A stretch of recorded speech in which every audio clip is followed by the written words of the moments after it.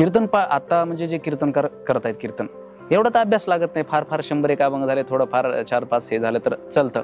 मग त्या काळातही आपण गाथा पाठ करावा हे कशासाठी बरं खरं सांगायचं तर? मी साधारणतः 7-8 अभंग मोठे असले तर, लहान अभंग असले तर 2 पानं म्हणजे पाठपाठ 1 पान असं करतो. पूर्वी फडावर अशी परंपरा होती, ज्याचा गाथा पाठ त्यालाच कीर्तन दिलं जायचं, ज्याच्या 1000 किंवा 1500 अभंग पाठ त्यालाच चाल दिलं जायचं. म्हणजे फडकरी मंडळीमध्ये गाथा ज्ञानेश्वरी याची उपासना करण्यासाठी हे पाठ केलं म्हणजे साधारणतः गाथा पाठ करण्यासाठी 4 वर्ष लागतात, पण महाराजांनी 11 महिन्यात गाथा पाठ केला होता. असं दिसून येईल.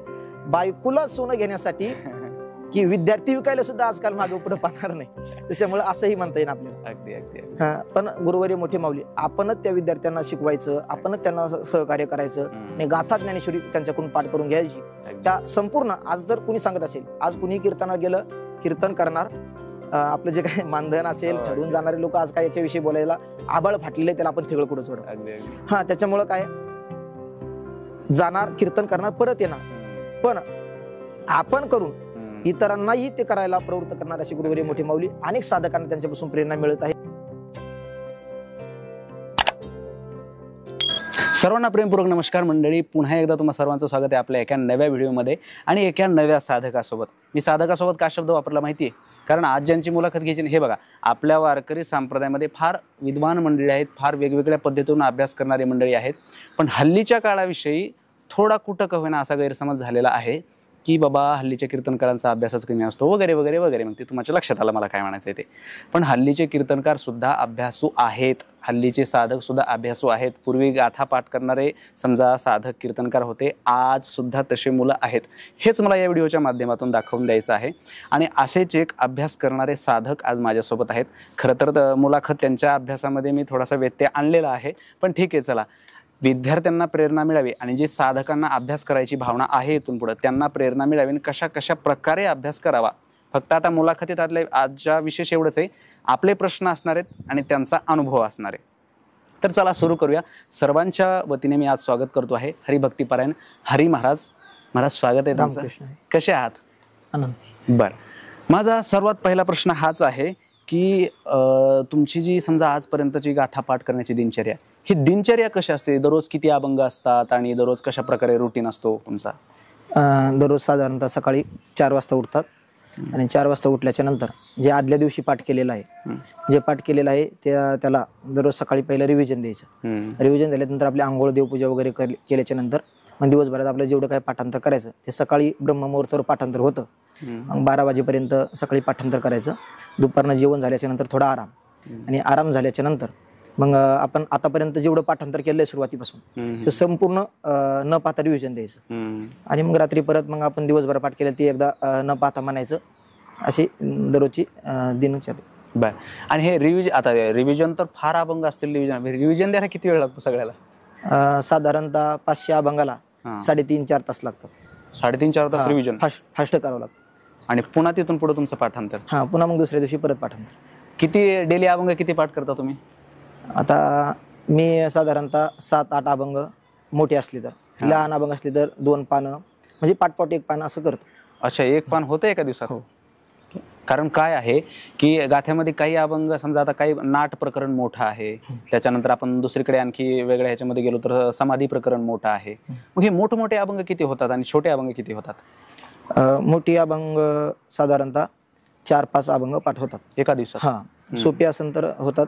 आणि समजा बाळक्रीडे सारखे जर अभंग असेल, बाळक्रीडे सारखे अभंग लिंकेज बसवायला जास्त वेळ लागत नाही, त्याच्यामुळे ते अभंग जास्ती पाठ होतात. आणि समजा आता हिंदुस्थानी काही अभंग येतो कोबऱ्यांचे, हिंदी अभंग, तुकाबस्तर वगैरे, हे अभंग जर पाठ करायचे म्हणजे की थोडा वेळ लागतो. दिवसात कधी कधी एकच होतो, म्हणजे आपल्या मूडवर पण आहे असं म्हणायला. बर. आता महाराज असा एक समज आहे आपल्यातला की कांदा लसूण जर खाल्ला म्हणजे पूर्वीपासून महात्मे म्हणतात, आणि काहीच महात्मे तर आजही खात नाहीत आपल्या ह्याच्यामध्ये, तर म्हणजे खाऊ पण नाही असं म्हणतात वारकरी साधकाने किंवा विद्यार्थ्याने.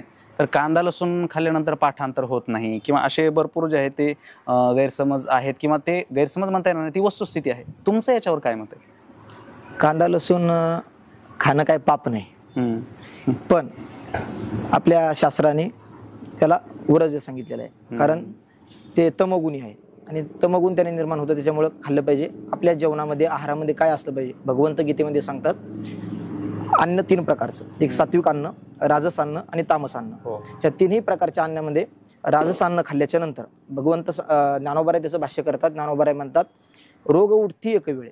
राजस अन्न आपण खाल्ल्याच्या नंतर की रोग म्हणजे आपल्या शरीरामध्ये रोग प्राप्ती होणार किंवा रोगाची उद्भवता होणार राजस अन्नाने. तामस अन्नाविषयी ज्ञानोबाराय म्हणतात मनोनी तामसा अन्न, की तामस अन्न खाल्ल्याच्या नंतर क्षीण प्राप्त होतं, दुःख प्राप्त होतं. आणि सात्विक अन्नाविषयी ज्ञानोबाराय बोलत असताना असं म्हणतात की ज्ञानोबाराय म्हणतात आईसे सात्विका, ज्ञानोबारायांची भाषा आहे की परिणाम उगा थोरू. ज्ञानोबारायांची त्याचा परिणाम चांगला होतो सात्विक अन्नाचा. मग सात्विक अन्न म्हणजे तरी काय, तर तुकोबाराय सांगतात पवित्र ते अन्न, हरिचिंतनी भोजन. भगवंताचं नामचिंतन केलेलं अन्न पवित्र आहे. आणि साधारणतः जेवढी गाथा पाठ करतात विद्यार्थी, साधक मंडळी अनेक भागात राहतात. ज्या भागात ती मंडळी राहतात त्या ठिकाणी साधारणतः कुठं आपल्याला ते स्वयंपाक तयार करून असं आपल्याला दिसत नाही, मधुकरी मागतात. मग त्याच्यामुळे आपण मधुकरी मागण्यासाठी गेल्यानंतर कुणाला प्रतिबंध तर करू शकत नाही, तुम्ही कांदा लसूण टाका किंवा न टाका. हा, जसं आहे आपण तसंच त्याला स्वीकारावं लागतो. आणि महिपती महाराज एका ठिकाणी म्हणतात मधुकरीचे अन्न परम पवित्र, शास्त्रही निर्णय केला तर साधक जिनी सेविले जर बुद्धी विस्तारित याची. मग त्याच्यात भले कांदा लसूण असो किंवा नसो, पण ती मधुकरीचं अन्न पवित्र सांगितलेलं आहे. त्याने साधकांची बुद्धीचा विस्तार होतो असं महिपती महाराज सांगतात. एका ठिकाणी असं ऐकवाद्वी प्रमाण आहे मागोनी मधुकरी नित्य वाचा विज्ञानेश्वरी. अगदीच. पण महाराज याच्या पुढे जाऊन मला विचारायचं आहे की आता एवढा अभ्यास करण्यासाठी नक्कीच आपण स्वतःहून करणं वेगळं आणि कोणाकोणतरी प्रेरणा मिळणं, कोणीतरी बळ देणं, कोणाच तरी आशीर्वाद असणं ज्यांना आपण म्हणू, तसं एवढं तुम्ही पाठांतरात एवढा आजही तुम्ही या वयात करताय, याच्या मागे कोणाची प्रेरणा आहे, कोणाचे आशीर्वाद आहेत? वारकरी संप्रदायामध्ये गाथा ज्ञानेश्वरी पाठ करणारी अनेक मंडळी आहे.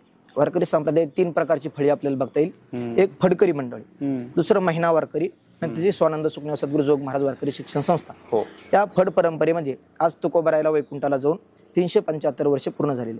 या 375 वर्षामध्ये या फड परंपरेमध्ये अनेक अशी मंडळी होऊन गेली की ज्यांचे गाथापाठ आहे. देवकर महाराज, बापूसाहेब महाराज देवकर यांच्या मुखातून ऐकलं असं की पूर्वी फडावर अशी परंपरा होती ज्याचा गाथापाठ त्यालाच कीर्तन दिलं जायचं, ज्याच्या 1000 किंवा 1500 अभंग पाठ त्यालाच चाल दिलं जायचं. म्हणजे फडकरी मंडळीमध्ये गाथा ज्ञानेश्वरी याची उपासना करण्यासाठी हे पाठ केलं जायचं.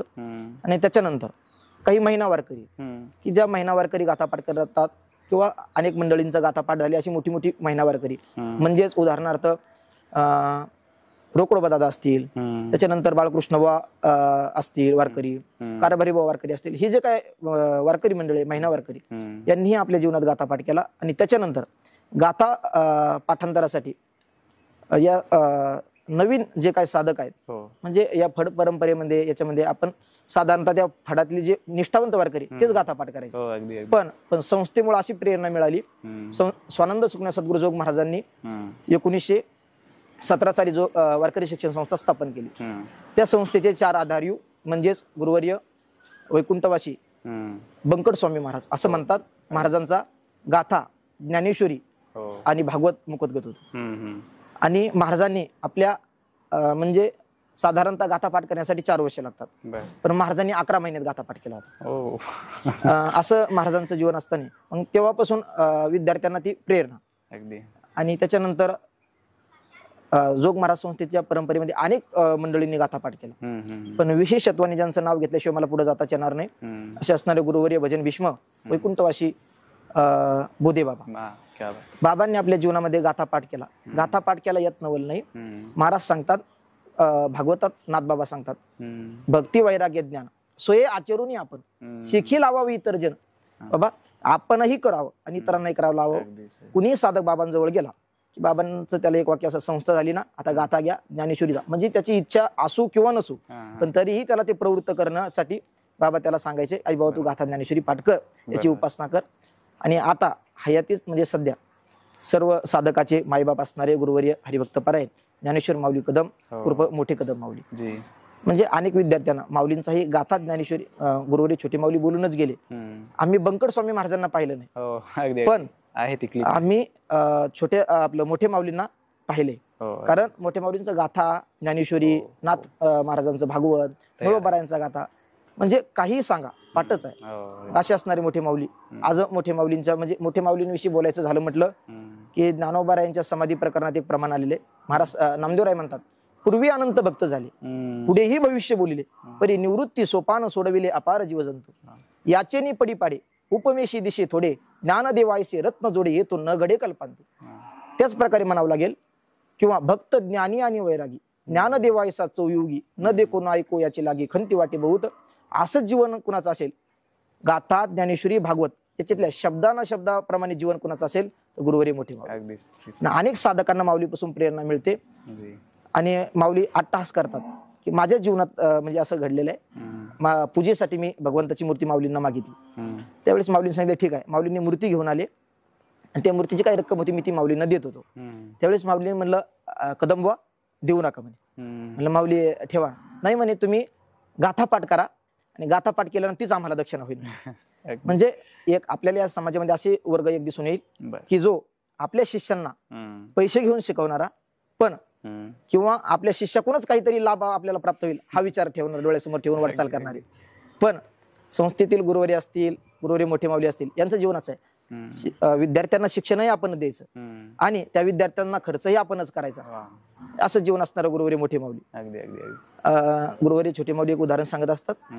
कर्मवीर भाऊराव पाटील अरे शिक्षण संस्था काढल्याच्या नंतर दिवाळीचा सण आला. दिवाळीचा सण आल्याच्या नंतर की त्या ठिकाणी जे विद्यार्थी आहे पण त्यांना खाण्यासाठी आपल्याकडे पैसे नाही आहेत, काही नाही. आपल्या स्वतःच्या पत्नीला म्हणाले तुझं मंगळसूत्र देते का. त्या माऊलीने मोठ्या अंतकरणाने मंगळसूत्र दिलं. त्यांनी ते मंगळसूत्र विकलं आणि विद्यार्थ्यांना जेवू घातलं. म्हणजे किती प्रेम असतं विद्यार्थ्याविषयी, जेवू घातलं. पण आजकाल आपल्याला समाजात विनोदाने माऊली बोलत असतात असं दिसून येईल बायकोला सोनं घेण्यासाठी की विद्यार्थी विकायला सुद्धा आजकाल मागे पुढे पाहणार नाही. त्याच्यामुळे असंही म्हणता येईल आपल्याला. पण गुरुवारी मोठे माऊली आपणच त्या विद्यार्थ्यांना शिकवायचं, आपणच त्यांना सहकार्य करायचं आणि गाथा ज्ञानेश्वरी त्यांच्याकडून पाठ करून घ्यायची. त्या संपूर्ण आज जर कुणी सांगत असेल, आज कुणी कीर्तनाला गेलं, कीर्तन करणार, आपलं जे काही मानधन असेल ठरवून जाणारे लोक आज काय याच्याविषयी बोलायला आबाळ फाटलेले, त्याला आपण थिगळ कुठं जोडू. हा त्याच्यामुळे काय जाणार, कीर्तन करणार, परत येणार, पण आपण करून इतरांनाही ते करायला प्रवृत्त करणार अशी गुरुवारी मोठी माऊली. अनेक साधकांना त्यांच्यापासून प्रेरणा मिळत आहे असं म्हणायला काही हरकत नाही. बरं, सध्या जी नवीन साधकांची पिढी आहे, सगळे कीर्तन करा, अभ्यास करणार किंवा तुमच्यासारखे सगळे साधक, किती विद्यार्थी तुम्हाला वाटते, किती टक्केवारी असेल की जे गाथा पाठ करतायत किंवा मालिका पाठ करतायत किंवा ज्ञानेश्वरी पाठ करतायत असे? तसं गाथ्यापेक्षा ज्ञानेश्वरी पाठांतर केलेली साधक आपल्याला जास्त दिसून येतात. आणि ज्ञानेश्वरी गाथा यावर्षी आता म्हणजे दरवर्षीपेक्षा यावर्षी गाथा पाठ करणाऱ्या विद्यार्थ्यांची साधकांची संख्या जास्त. यावर्षी साधारणतः भामचंद्र डोंगरावर 30 जवळजवळ साधक आहे की जे गाथा पाठ करत आहेत. काहींचा पहिला भाग आहे, काही दुसरा भाग आहे. आणि अनेक महाराष्ट्रात अनेक ठिकाणी कुठं अनेक साधक पाठ करत आहेत. म्हणजे जवळजवळ 50-60 जरी साधक या वर्षभरात गाथा पाठ करण्यासाठी प्रवृत्त झालेले आहे. तिथपर्यंत ज्ञानोबरायांच्या तुकोबरायांच्या कृपेने जातील. बरोबर आहे. साधारण एका साधकाचं किंवा कीर्तनकाराचं किती पाठांतर असावं बरं? साधारण मिनिमम कमीत कमी एवढं तरी असावं असं? कीर्तनकाराचं पाठांतर म्हटल्याच नंतर ते प्रश्न आहे, पण साधक म्हटलं की त्याचं पाठांतर असलंच पाहिजे. आजकाल काय आहे की मला कीर्तन करायचं, लोकांसमोर यायचंय, पब्लिसिटी व्हावी या उद्देशानं अभ्यास हा दूर राहिला आणि करत नाही. आज लोक हे साधक आपल्याला म्हणजे जे साधक आहे ते समाजासमोर येत नाही आणि जे म्हणजे अल्पज्ञानी तेच लोक आपल्या समाजापुढे दिसतात. म्हणजे जे समाजापुढे आहे ते अल्पज्ञानी मला असं म्हणायचं नाही, पण बहुतांश आपल्याला असं दिसून येईल टक्केवारी. बरोबर आहे. कारण कमीत कमी आता प्रत्येकाची बुद्धी क्षमता वेगळी आहे. तो पाठ कसा करणार, काय करणार, किंवा काहीला आपल्या संसारातून, आपल्या प्रपंचातून, आपल्या घरच्या गोष्टीमुळे वेळ मिळत नाही, 3-4 वर्ष घालणं त्याला जमत नाही. मग कमीत कमी वारकरी संप्रदायामध्ये कीर्तनकार जो आहे की त्या कीर्तनकाराला दोन्ही हरिपाठ, नाथ महाराजांचा, ज्ञानोबारायांचा हरिपाठ, त्याच्यानंतर काकडा संपूर्ण म्हणजे काकड्याच्या 7 ओळी, आंधळे पांगळे, वासुदेव, त्याच्यानंतर संपूर्ण गवळणीपर्यंत भजन हे पाठ पाहिजे. नाट पाठ असले पाहिजे. आणि त्याच्यानंतर सर्व संतांच्या समाधी सोहळ्याची म्हणा, पुण्यतिथीची म्हणा, मोजकी अभंग तरी पाठ असले पाहिजे. ज्ञानेश्वरीचे 12 वाद्याय, 9 वाद्याय, 15 वाद्याय हे पाठ असलं पाहिजे.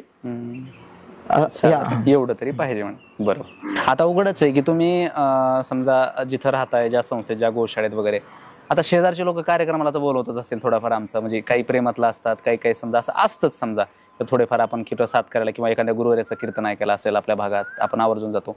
मग तशा वेळेस कार्यक्रमाला गेल्यानंतर उघडच आहे की 2-3 वाजता झोपायला, परत मग दुसऱ्या दिवशी उठायला उशीर, ब्रह्ममुहूर्तात तर पाठांतराला विशेष आहे. मग कार्यक्रमाच्या दिवसामध्ये किंवा कार्यक्रम असल्यावर हे सगळं कसं मॅनेज होतं पाठांतराचं? साधारणतः कार्यक्रम करत असताना म्हणजे पाठांतर करत असताना कार्यक्रमाला कुठे जातच नाही. आणि जर काही आपल्या प्रेमातले लोक असतील, काही आपल्या दिंडीमधील म्हणा, याच्यामध्ये म्हणा, आपल्या संबंध जे आलेले लोक आहेत असे संदर्भात, आणि त्या ठिकाणी जाणं बी अगत्य असतं कधी कधी. आणि मग त्या ठिकाणी जायचं म्हटलं की तर मग आपलं दिवसभराचं रुटीन, सकाळी त्या दिवशी थोडं लवकर उठून दिवसभराचं रुटीन आपलं देवपूजा वगैरे सर्व करून प्रवासामध्ये रिव्हिजन द्यायला काही हरकत नाही. प्रवासामध्ये रिव्हिजन होत आहे, फक्त रात्री लवकरात लवकर कसं कीर्तन करून किंवा ते कार्यक्रम काय जे असेल ते करून आपल्याला परत कसं येईल हे आपल्याला म्हणजे बघता येईल. म्हणजे हा आपण डोळ्यासमोर हे ठेवायचं की आपण रात्री लवकर कसं परत येईल. आणि साधारणतः विद्या साधक म्हटलं की त्याच्या जीवनामध्ये 3 गोष्टी असल्या पाहिजे. एक, वेळेला प्राधान्य असलं पाहिजे. दुसरी गोष्ट म्हणजे विद्येला प्राधान्य असलं पाहिजे. आणि त्याच्या जीवनात वैराग्य असलं पाहिजे. गुरुवारी माऊली सांगत असतात की साधकाच्या जीवनात वेळेला प्राधान्य असावं. तुका म्हणे घडी घडीने साधावी, त्रिगुणाची गोवी उगवणे. वेळेला प्राधान्य असावं. दुसरी गोष्ट म्हणजे त्या वेळेमध्ये काय करावं, तर विद्या अभ्यास करावा. विद्या प्राप्त करत असताना विद्या की कुठली असो, कारण ज्ञानोबा सांगतात एकी वाघ ब्रह्म थोकडे अभ्यासी केले. अभ्यासाने काही शक्य होऊ शकतं, असाध्य ते साध्य करीत असायचं. कारण अभ्यास तुका म्हणे त्या वेळेमध्ये अभ्यास करायचा. आणि त्या अभ्यास करत असताना वृत्ती कशी असावी, तर वैराग्य संपन्न असावं. कारण अभ्यास करायचं म्हणलं की आपल्याला घराचा त्याग करावा लागेल. बरोबर. आपल्या घरी जसं खायला आहे तसं त्या ठिकाणी खायला मिळेल असं सांगता येत नाही, म्हणून की वैराग्य असावं. बरोबर, अगदी अगदी. तर आता मी शेवटच्या आधीचा थोडासा खोडसाळ प्रश्न विचारतोय आता, कदाचित मला विचारायलाही थोडंसं हे वाटतं, पण तरी मी विचारतो, जाऊ द्या. कीर्तन आता म्हणजे जे कीर्तनकार करत आहेत कीर्तन, एवढा तर अभ्यास लागत नाही, फार फार 100 अभंग झाले, थोडं फार 4-5 हे झालं तर चालतं. मग त्या काळातही आपण गाथा पाठ करावा, हे कशासाठी बरं खरं सांगायचं झालं तर? याची 2-3 कारणं आहेत. कारण गाथा हा म्हणजे तुकोबारायांचं प्रत्यक्ष स्वरूप आहे. त्या तुकोबारायांची जर आपल्याला सेवा घडायची असेल तर आपण ते गाथा पाठ करूनच ती सेवा करू शकतो. त्याचं दुसरं कारण असं आहे, का गाथा पाठ करायचा, की त्या संतांच्या वचनावर जर विश्वास ठेवला, निळोबारा एका ठिकाणी म्हणतात, संत वचनी विश्वासती पूज्यती होती त्रिभुवनी. संत किंवा संतांचे वचन वारी जन्मदुःख, हे संतांचे वचन जे आहेत की आपल्याला तारून नेणार आहे, याच्यासाठी गाथा ज्ञानेश्वरी पाठ करायची. का गाथा ज्ञानेश्वरी पाठ करायची? भगवान श्री पंढरीनाथाचं वाङ्मयीन रूप म्हणजे गाथा आहे, गाथ्यातले अक्षर आहे. आणि त्या अक्षराची जर सेवा जर आपण केली, तो देव जर आपल्याला वाङ्मयीन देव जर प्रसन्न करून घ्यायचा असेल पांडुरंग परमात्मा, तर ते अक्षराची पूजा जर कशाने केली जात असेल तर पाठांतराने त्याची पूजा होऊ शकते, बाकी दुसरं काही. अगदी अगदी. आता शेवटचा प्रश्न विचारतोय, हे जेव्हा तुमचं पाठांतर होतं सगळं, गाथा असेल, भजनी मालिका असेल वगैरे वगैरे, मग याची परीक्षा काय कशा प्रकारे कोणाला देता का तुम्ही, का कसं असतं? स्वानंद सुखनिवास सद्गुरू जोग महाराज संस्थेमध्ये कोजागिरी पौर्णिमेच्या नंतर संस्थेतील 4थ्या वर्षाच्या कीर्तन परीक्षा असतात. आणि त्या कीर्तन परीक्षा झाल्याच्या नंतर गाथा ज्ञानेश्वरी पाठ जे केलेले विद्यार्थी आहे, साधक आहे, त्या साधकांची परीक्षा असते. साधारणतः 1000 वर्षाला 1000 अभंगाची परीक्षा असते एका भागाची. गाथा पाठ करण्यासाठी 4 वर्ष लागतात. 4 वर्षात 1000 अभंगाची परीक्षा असते. त्या ठिकाणी गुरुवर्य ज्ञानेश्वर माऊली कदम उर्फ मोठे माऊली ही परीक्षा घेत असतात. त्याचबरोबर मुरलीधर महाराज बारगजे हे 2 गुरुवर्य म्हणून मिळून ही परीक्षा घेत असतात. परीक्षेमध्ये साधारण 10 प्रश्न असतात, की एखादं कडवं विचारलं जातं, जोपर्यंत ते आपण म्हणत राहायचं, जोपर्यंत थांबा म्हणत नाही गुरुवर्य, तोपर्यंत ते म्हणत राहायचं पुढं. आणि कुठेतरी आपलं अडकलं वगैरे तरी ते गुरुवर्य सांगतात. आणि त्याच्यानंतर 1-2 प्रश्न असे बी असतात की फक्त तुकडा विचारला जातो, मग त्या अभंगाची सुरुवात सांगायची, तो अभंग पूर्ण म्हणायचा, पुढे म्हणत राहायचं. अशा प्रकारे संस्थेत जोग महाराज संस्थेत परीक्षा असते. बर, तुमचे खूप खूप धन्यवाद महाराज, तुम्ही यासाठी वेळ दिलात. तर मंडळी, आजच्या व्हिडिओमधून घेण्यासारखं तर खूप काही आहे, तुम्ही ऐकलंच आहे. पण मला आमचे पाठ चालू होते मागे, मला ते विचारसागराचा 4था तरंग चालू होता. त्याच्यामध्ये आमचे गुरुवर्य 4था होता का कुठला होता, पण त्याच्यामध्ये तो शिष्य गुरुवर्यांना विचारतो की हे वाईट बहुतांशी वेळेस आपण म्हणतो की अरे हे वाईट वाढत चाललंय, मग चांगलं टिकणार की नाही. पण ते गुरुवर्य म्हणतात तिथं त्या शिष्याला उत्तर देताना की वाईट जरी 90% वाढलं तरी 10% कायम चांगलं असतंच. आणि त्या 10% कायम हे कायम पुढे चालतच असतं, ते राहतच असतं तेवढं. त्याच्यामुळे 100% वाईट होईल असं त्याचं काही हे नसतं. म्हणजे मला सांगायचं काय तुम्हाला की आपण म्हणतो बाबा अभ्यास करणारे कीर्तनकार राहतील का, साधक राहतील का, अवघड आहे. नाही, 10% का होईना पण असे गुरुवरीण असे साधक आहेत ज्यांच्यामुळे पुढले 10% ते कायम कंटिन्यू राहत आहेत. आणि त्या 10% पैकी ही आजची मुलाखत होती. कशासाठी होती? सर्वांसाठी कदाचित बरोबर आहे, सर्वांनाच हे शक्य नाहीये, पण ज्यांना करायचंय आणि त्यांना काहीतरी पाहिजे किंवा मला होईल का, मग करायचं तर कशा प्रकारे करायचं, काय रुटीन, काय सगळं ह्या गोष्टी कशा करायच्या, तर त्यांच्यासाठी ही मुलाखत होती. आणि कमीत कमी साधारण विद्यार्थ्यांना कमीत कमी ह्यांनी जे सांगितलं महाराजांनी की नाड, भोपाळ्या वगैरे, काकडा किंवा सगळे हे 2 हरिपाठ वगैरे एवढं तरी पाठांतर असावं मिनिमम, बरं का, मॅक्सिमम तर ठीक आहे पण मिनिमम एवढं तरी असावं. आणि त्या पाठांतराला आपल्याला प्रेरणा मिळावी याच्यासाठी आजची ही मुलाखत होती. आय होप तुम्ही मुलाखत चांगली एन्जॉय केली असेल. आणि जर केली आहे तर पुढच्या व्यक्तीला शेअर नक्की करा. कशासाठी करा की ती जी 10% लेवल आपल्याला टिकून ठेवायची आहे तर त्या 10% लोकांपर्यंत हे व्हिडिओ पोहोचला पाहिजे. त्याच्यामुळे हा व्हिडिओ शेअर नक्की करा. बाकी भेटूया पुन्हा एका अशाच साधकासोबत, अशाच अभ्यासू व्यक्तिमत्वासोबत.